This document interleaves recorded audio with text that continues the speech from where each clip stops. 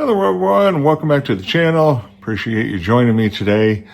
I've got a little treat behind me. I've got my buddy's 10th gen Corolla that he just finished driving from Key West, Florida, all the way up to Alaska. So he came back from Alaska and came by to visit, and he ended up leaving it here at my house in Washington State because he flew home and he's going to have this transported and picked up. So in the meantime, I cleaned it up for him. It was pretty nasty looking, but I cleaned it up for him.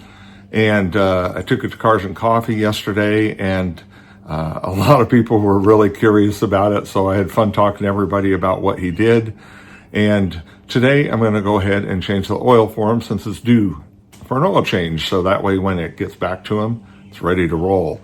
So I am going to proceed with that, and we'll get going. Let me kind of show you what we're going to use today.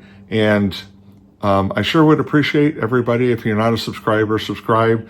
And please, everybody, these take more effort and time than you think they do. And I sure would appreciate if you hit the like button. I look at the number of people that are looking at videos sometimes and liking them, and it's a really small percentage. So it really would help me out immensely if you could hit the like button for me. And with that being said, let's get started. These are the tools I'm going to use today. 14 millimeter, take off the drain bolt. The wrench to take off the oil filter cap.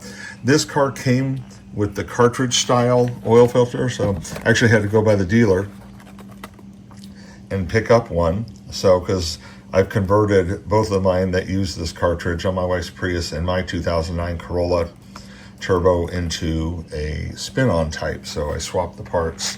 The nice thing is, though, is this same oil cap fits the spin-on oil filter and the cartridge. So really nice option there. We've got some gloves. We've got a drain plug gasket, and we got 5 quarts of high mileage oil that he uses to throw in there. And so get the hood popped open and show you what I have to do additionally because of these big guys sitting on his hood. So let me pop that and I'll show you. So go under here and pop this hood, and normally it would pop up, but it doesn't. And the reason is due to all of the extra weight. Grab this extra bar. This hood with these lights on it is crazy how heavy it is.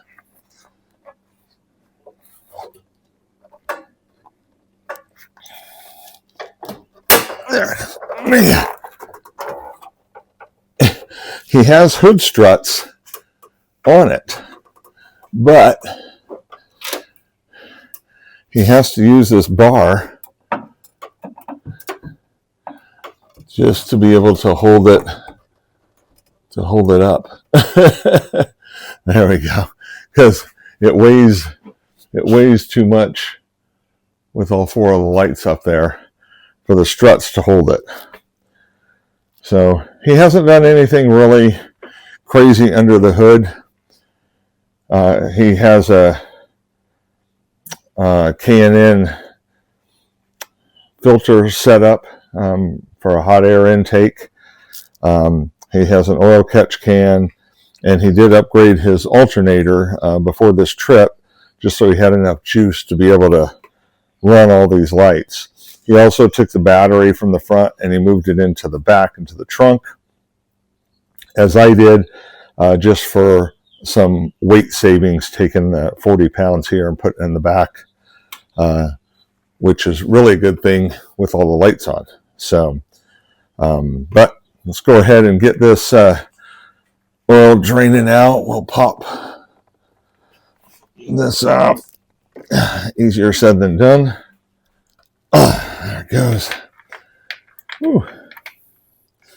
Sucker was on there.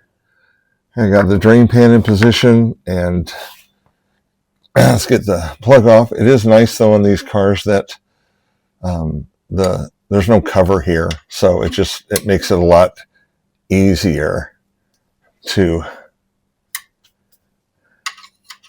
get to everything, because you just don't have to remove that extra piece. Okay. Man, this bolt feels weird. There we go. It's like it is. Okay. Okay, gasket stayed on. There's no gasket on the plug. The old cartridge type. Interesting seeing it, since I haven't had one on there in so long.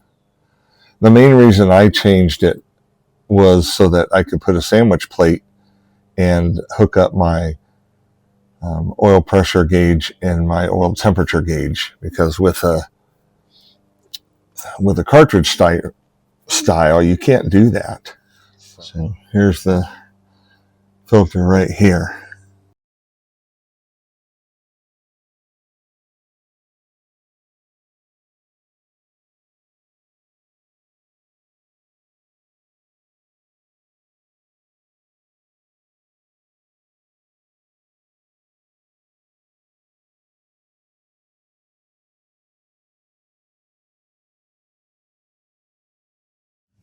All set to throw this guy back in.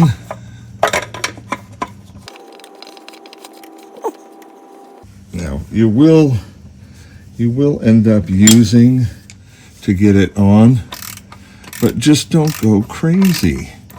When it seats, you can stop. You don't have to crank till you're going to break the plastic casing. Remember the O-ring. See? There.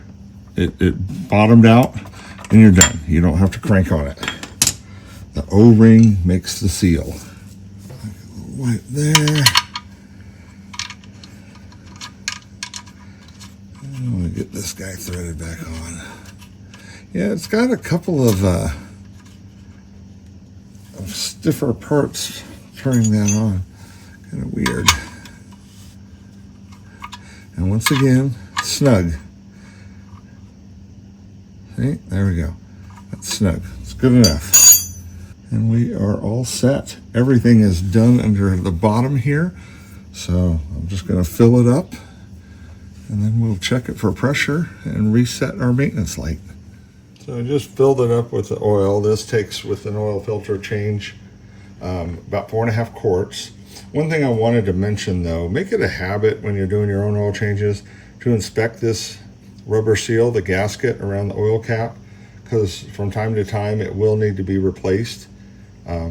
This one is getting pretty compressed, so it's pretty close, but I'm not seeing oil leaking around here, and that's usually what you'll notice.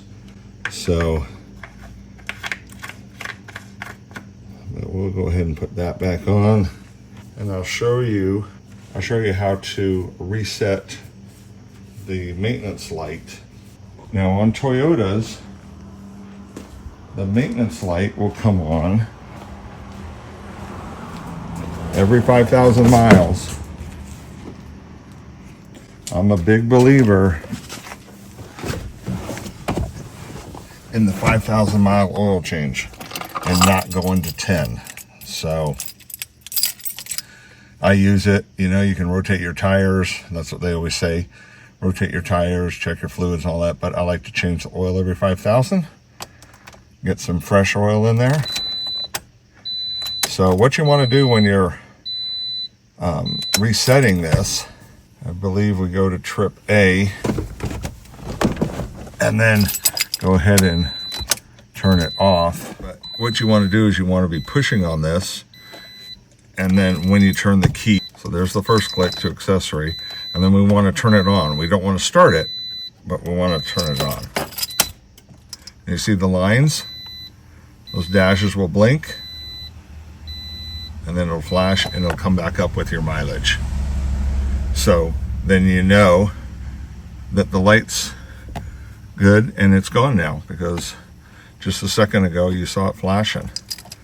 So now I can go ahead and bring it back around. So 230,406 miles, and she's got a new oil change. And you know, the other thing I like too is doing the 5,000 mile oil change. Really easy to keep track of it. So I just leave my readout on the odometer, and so it's real easy to know when you hit 5,000 more miles, especially if it's your one and only car.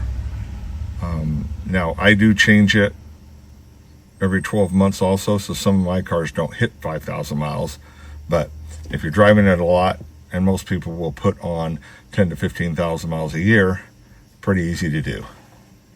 So that is all set. Turn the parking lights off. Okay, so now just going to give it a start, and we'll make sure our pressure. So see, here's our pressure up at the top right. There it goes. It took a couple of seconds. When I pre-fill mine, I start it and it instantly goes out. So I just don't like that 1 to 2 seconds of no oil pressure. But to each their own.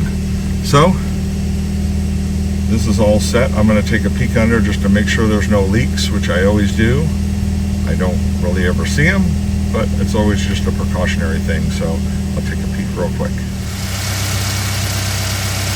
So I just looked for oil leaking. This looks good, and I don't see any drips on the bottom of that, so that looks good too. And we're ready to roll. Here's the filter, and I did look through it and look between the pleats and whatnot, and there's absolutely nothing in there. No metal, no shimmer, no nothing. And I looked around the whole thing, so that's good. Good news. That I'll have to let Alex know that everything looks good from that standpoint. Alrighty guys, that kind of wraps up this video. So the oil change on the blue 10th gen Corolla that just went from Key West, Florida to Alaska and back down here to Washington State. So it is ready to go when it gets home to Alex. It'll have fresh oil in it. We got it cleaned up. So now I'm just going to wait word till they come to pick it up. Although he did tell me that he might be sending it to Chicago first and to have AMD look at it, who is the car care nut. So he might be sending it to his shop. He's actually transported it to his shop previously to have him do some maintenance stuff on it. So he might just send it to him, have him check out. He had a coolant issue on the trip, and have AMD look at it and make sure that everything is up to snuff. So it may be going there next before it goes back down to Florida. So stay tuned. I'll try to give you a little update on that when I learn about it. So at least in one of my videos or something, or I'll make a little note of it in the description or in the comments. So please comment, like, subscribe. I really would love you guys to, more of you when you're watching the video, especially if you've made it all the way through it, to hit that like button and subscribe if you don't already. And until next time, guys, we'll see you down the road.